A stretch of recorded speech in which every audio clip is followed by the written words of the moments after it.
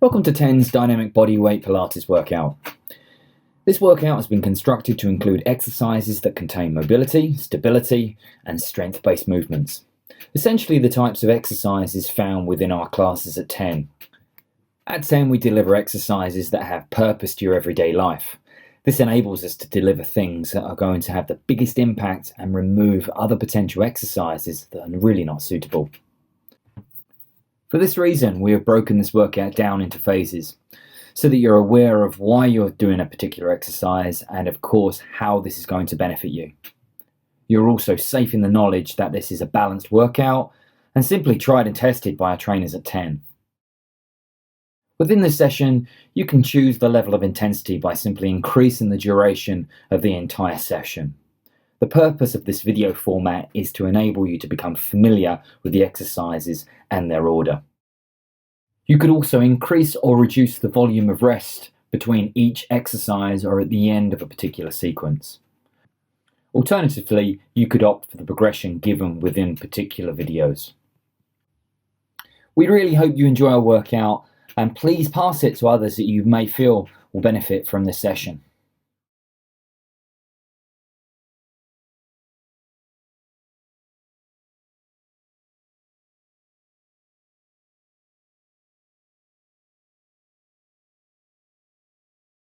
Within our first mobility exercise, we're looking to take ourselves from a simple roll down position into a prone position, which is followed by an extended arm plank. Please ensure that you have glute muscles squeezed nice and tight, abdominal and core muscles drawn up and in, and your shoulders away from your neck. Keep your chin tucked in as best you can.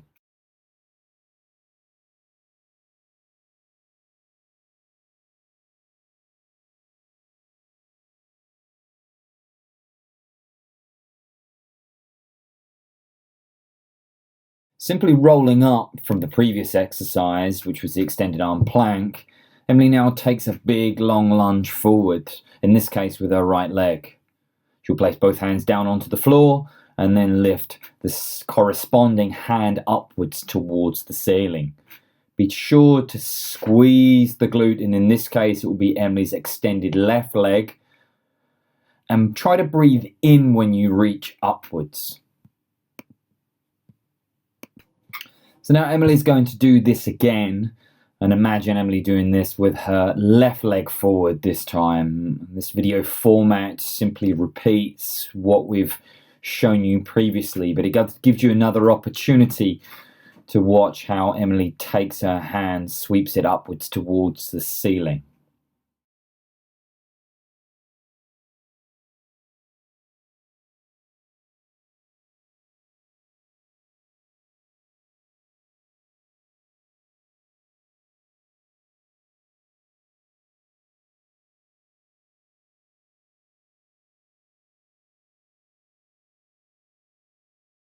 After a brief rest, we find ourselves in the activation phase, and it's phase 1 essentially because we're using just a single leg. In this case, Emily's chosen to use her left leg first. Be sure to keep your hips stable. Essentially, that's why Emily has her hand on her hip, and try and keep that hip stable throughout. Here you'll see just a very slight progression of what we were doing before. It's what we would call a long lever exercise opposed to a short lever exercise. You could quite simply think of it as longer leg is a little harder, whereas shorter leg is a little easier.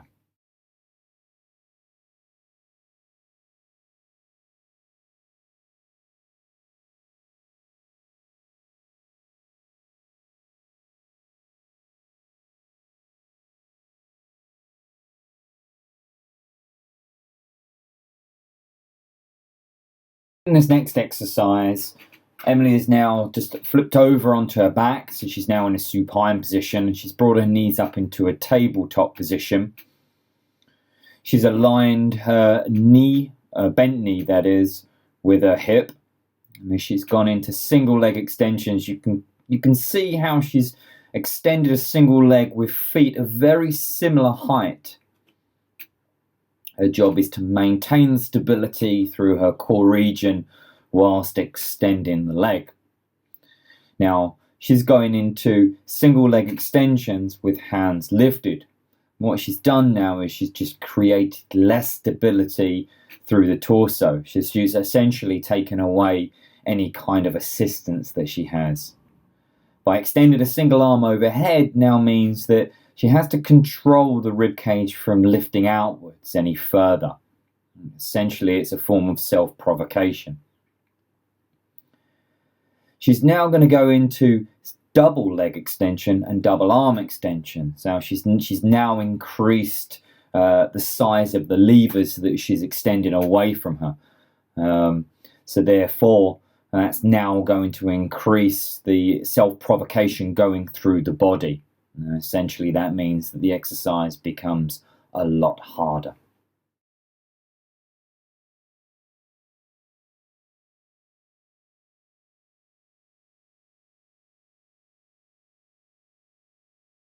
Find ourselves in the second set of the clam. Now be sure that when you're doing this that you're working on your other leg this time. So in this case it would be the right leg. And again, it reinforces the point of keeping the hip stable within the exercise.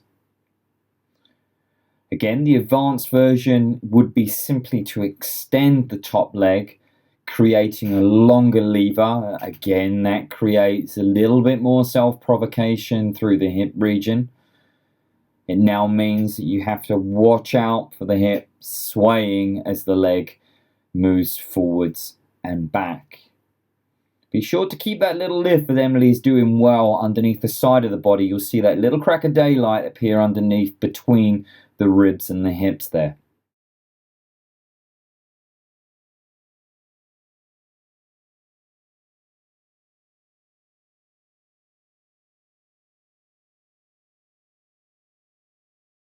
Now we find ourselves in the functional phase, and that starts with a simple squat. So it's a freestanding squat. You can see how Emily has both feet parallel, she has her knees parallel, and she's kind of sitting back towards an imaginary chair behind her, as you can see from this view. Her hands are coming out in front of her, and that is completely optional. If you feel more comfortable placing them on your hips, then you can do so.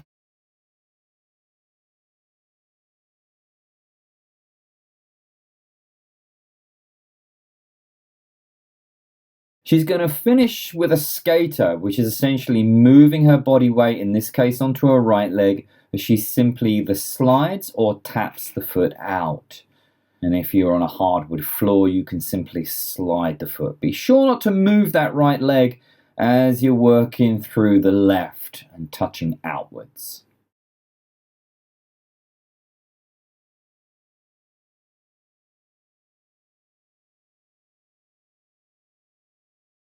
Now I'm going to repeat on the other side. It also gives me an opportunity to go through the squat again.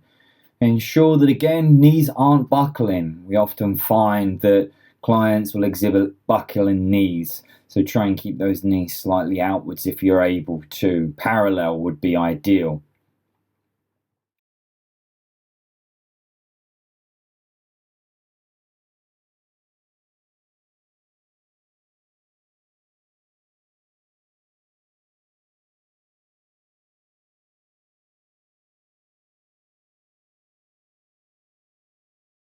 Remember, ensure that you're working now the opposite leg. So although Emily is showing you a touch out with the left leg, you would now touch out with the right leg.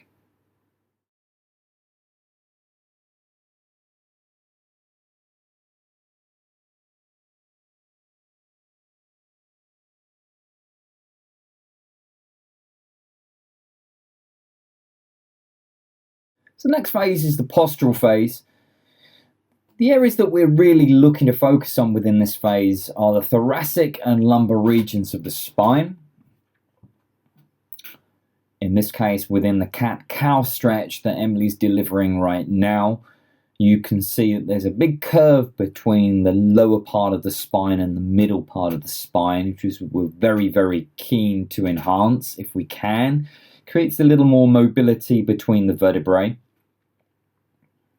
It also enables us to prepare for the next exercise, which is going to be a 4-point hover. So what Emily's going to soon enough do is bring herself into a neutral position, which is halfway between the lowering and the lifting. Notice how her fingertips are pointing forwards. She's pressing her toes down. Breathe in to breathe out and lift.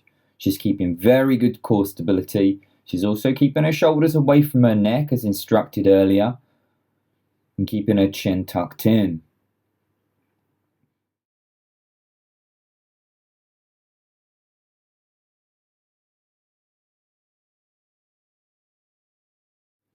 She's now going to go into the progressions. This is quite a difficult exercise because now what Emily's doing is extending a single leg. So she's now removed the points of stability that she had previously. And again, very similar to before, she's now self-provoking to lose her position. So she's having to work a little harder to keep the position in which she originally had.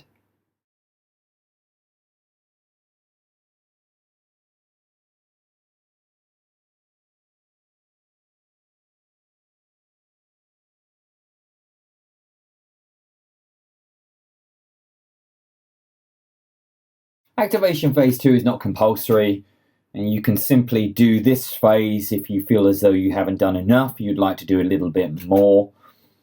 If you feel as though at this stage you've done enough, then you can simply just move forwards to mobility phase 2, which is at the end of this video. If you decide to do it again, as Emily's showing you, you start with the left leg. Okay, you originally started with the left leg previously, so you would just simply follow the same format of which you used earlier. The longer leg will make things a little harder. The shortened leg and the bent knee will make things a little easier. Emily previously showed you how she was keeping her hips stable, and as I mentioned earlier within the videos, the little crack of daylight again that Emily has underneath the right side of her body is needed.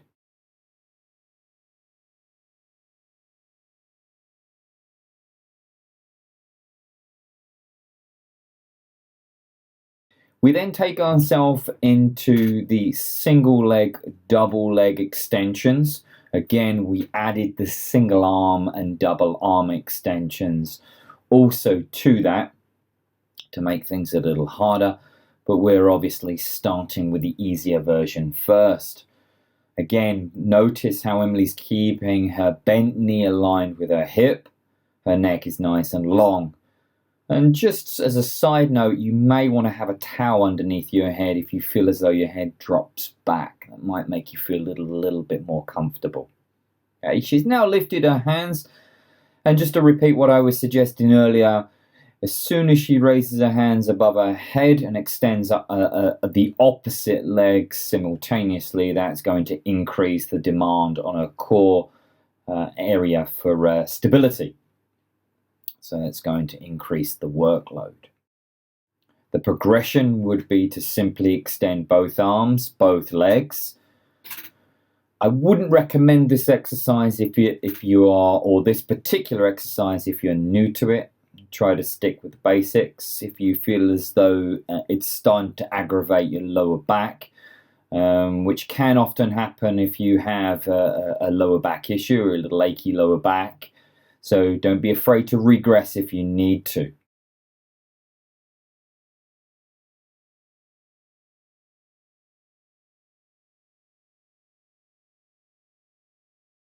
We're now moving into the opposite side of that particular clown exercise that we used earlier. And as the video suggests, Emily's now working on her right hip, on her right leg. So she is now flipped. Again, as I was suggesting earlier, you don't need to do this particular exercise if you feel as though you have done enough at this stage. She's taken herself now into long leg. Long leg again means that the increased demand on the hip will subsequently move the hip forwards and back. We're looking to negate that as much as possible. We're looking to mitigate the movement through our hip as much as we possibly can.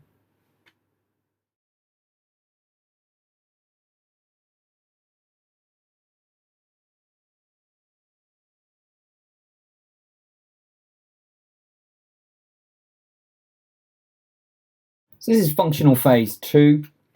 Again, very similar to the activational phase 2.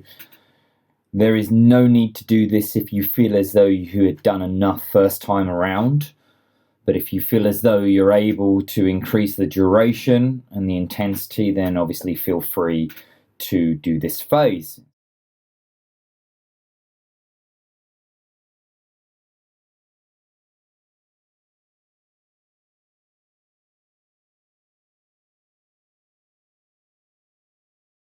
She's now shifted her body weight over to what would this time be the right leg, which was the original leg that we started on, while she extends through the left leg.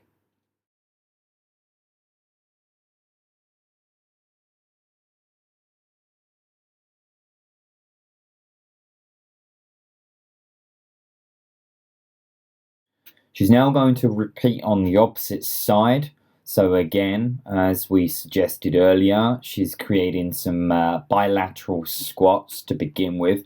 This is a good opportunity for the clients to get themselves in the right position.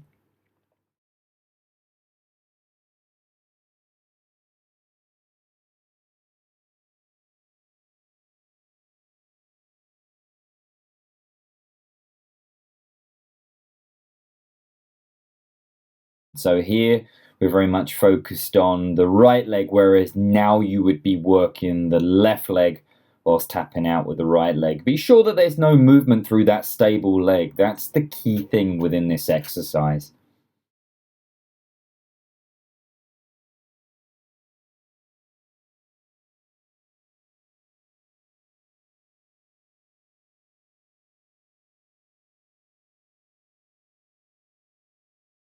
So now we're in the next mobility phase, the second mobility phase, which is post-workout mobility, whereas the stretches take a different shape. They're a little more static based, so I would suggest hold each stretch for around 2 minutes. This is the hip flexor stretch, and we're focusing very much on the trailing leg. So I would suggest try your very best to squeeze the glute of the trailing leg within that hip flexor stretch. Then, without moving position completely, Emily has just extended her front leg. So we're now stretching the hamstring of that front leg.